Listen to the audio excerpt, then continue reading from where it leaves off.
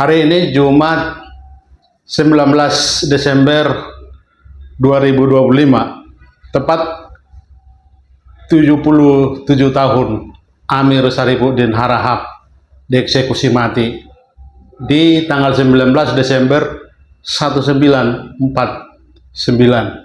Siapakah Amir Sarifuddin? Banyak orang yang tidak kenal beliau ini. Amir Sarifuddin Harahap adalah Perdana Menteri kedua Indonesia dan seorang Kristiani yang sangat otentik. Dia jemaat HKBP Kernolong dan jabatannya mentereng, dulu seorang wartawan, kemudian pengacara dan Menteri Penerangan pertama, juga Menteri Keamanan. Sebelum menjadi Perdana Menteri yang digantikan Muhammad Hatta, dia menggantikan Syahrir. Amir Sarifuddin Harahap harus dikenang menjadi tokoh yang benar-benar kita hargai. Saya bertepatan sekarang menulis buku tentang Amir Sarifuddin.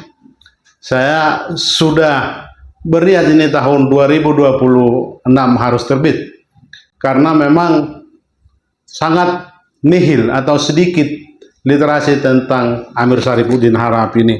Buku yang saya sudah tulis 350-an halaman, mudah-mudahan ini bisa saya perjuangkan terbit, dan sudah saya bicarakan beberapa orang yang siapa tahu membantu bisa publikasi atau terbitnya buku Amir Sarifuddin.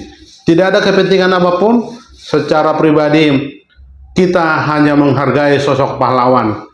Harus dihargai sebagai Perdana Menteri. Harusnya dia ditempatkan di makam pahlawan, tetapi dia di TPU Ngalian Solo terlantar makamnya dan tidak banyak yang memperhatikan. Hari ini kami mengingatkan bahwa 77 tahun lalu ada seorang pejabat hebat yang setara dengan pemimpin pemerintahan, Perdana Menteri, ditembak mati tanpa pengadilan.